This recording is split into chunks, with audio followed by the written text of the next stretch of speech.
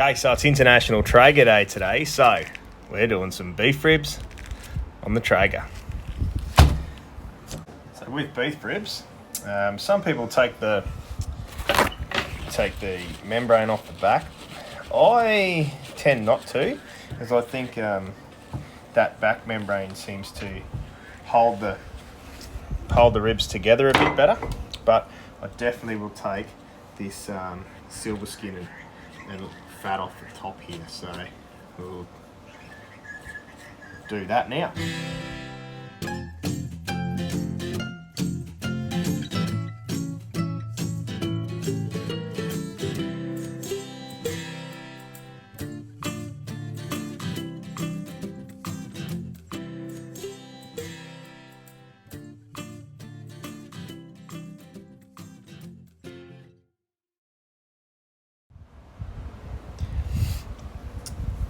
Okay, so now we've trimmed them all off, and you can see that there's a fair bit of fat left come off the top of them there.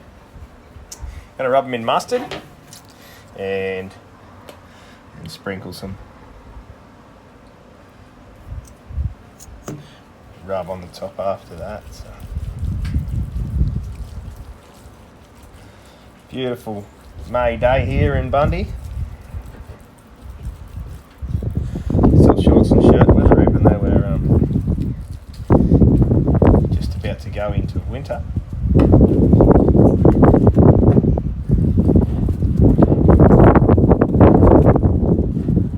All rubbed up. Pretty impressed with these beef ribs. I think they'll turn out really well. Okay, so we're going to use 2 rubs on these ribs today. So this one, a Suckle Busters competition rub, and then a Lane's barbecue brisket rub.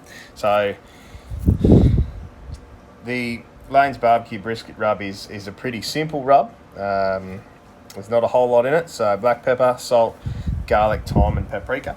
The other one's got a bit more in it, but it'll be more of the base layer there. So I'm just going to give a really light sprinkle of this barbecue rub.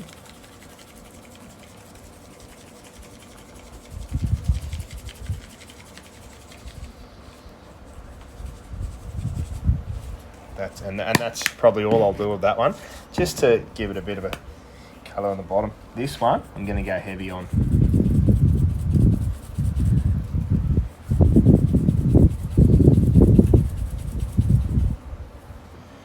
So making sure you get it around the edges as well.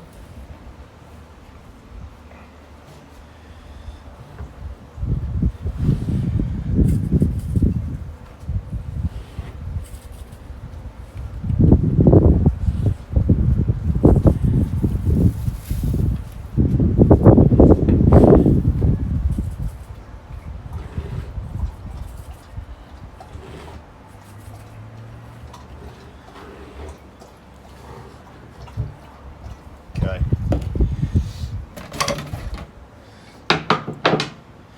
They look ready for the smoker. Oh, how good does that look?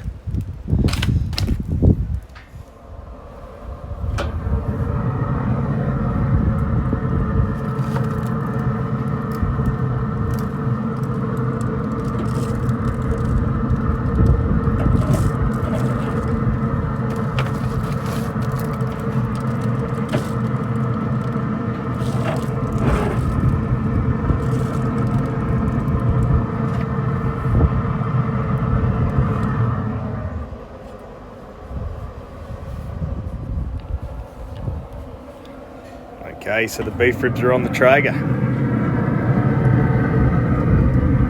Give those ribs about 3 hours unwrapped and see how they're looking for colour. Probably not 4 hours wouldn't hurt beef ribs.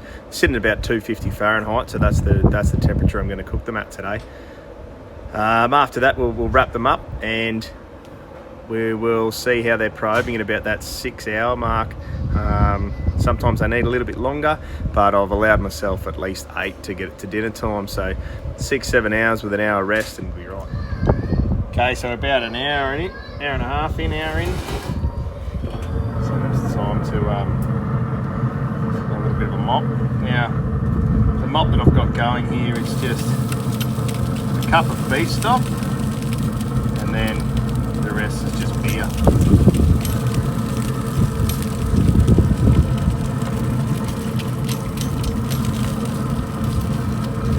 Keep the moisture in those, and we'll come back and check them in the next hour. See the colour on those now.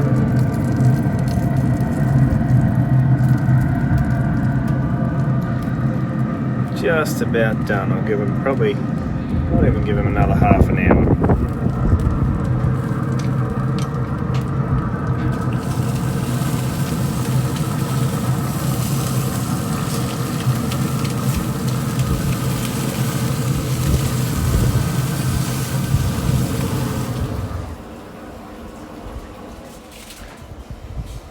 Okay, so it's time to wrap. Now beef ribs, I don't do anything flash with beef ribs. You don't want to mask the flavour at all, so I just literally use the same mop as I'm using, which is just that cup of beef stock and a bit of beer.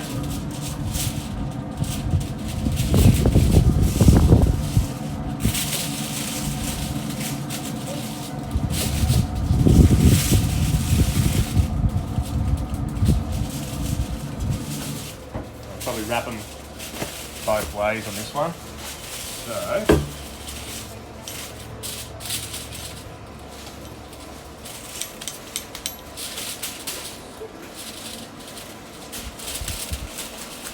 the mop, bit of moisture in there.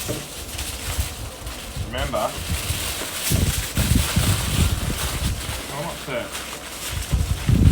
you don't wrap tight on the top without wrapping too tight on the bottom, because those bones are sharp and they'll poke a hole in you. And you wrap very quickly.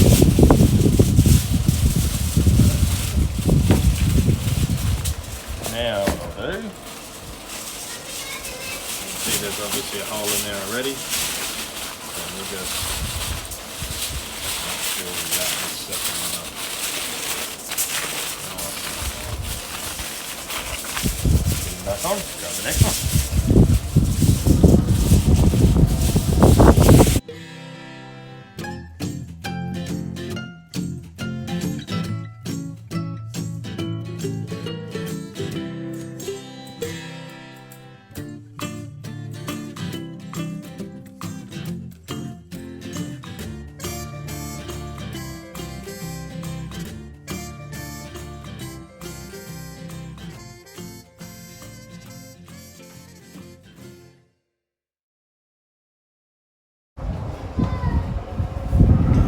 They're back on Traeger now, and we'll leave them on there for another probably 2 hours, 2 to 3 hours, and see how they're going. We'll probe them and see how they're going. All right. Righto, 2 steps to go. We need to make sure that our meat is tender and ready to go in the esky. So I use a skewer or a metal meat probe, and what I do is I just see if it's got resistance. If there's any resistance there, I leave it in for a bit longer. If it just pushes in and out, no resistance, you're right to go. Now some people say, you know, you probe it with the skewer until it feels like melted butter. I don't know, I don't put skewers in melted butter, so I just go with no resistance. You're going to get some resistance from the alfoil, but once you get past that alfoil, make sure it goes in and out without any dramas, and then you can put it in the esky.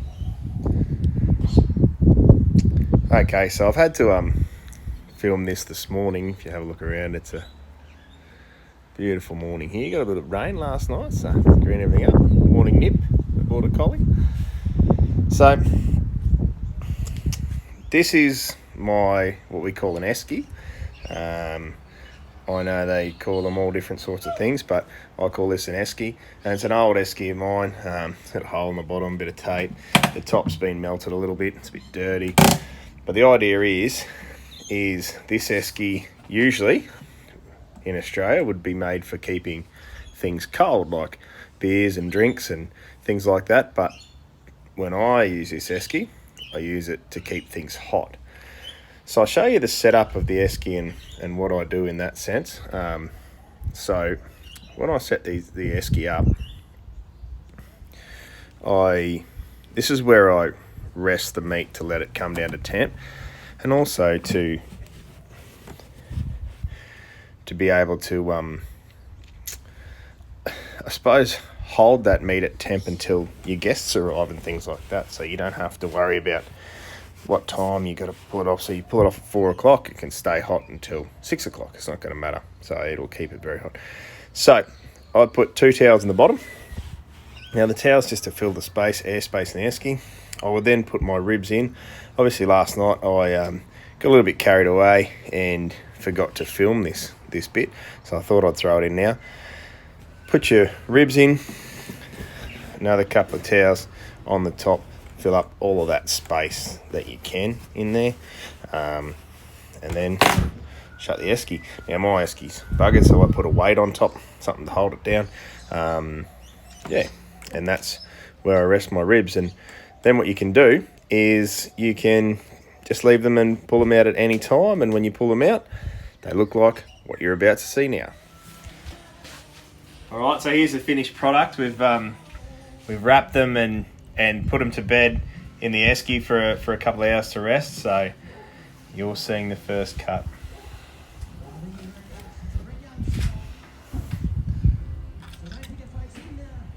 I reckon they should do all right. Make sure you tune in for the next video, Gravy Boat Cooking and Camping.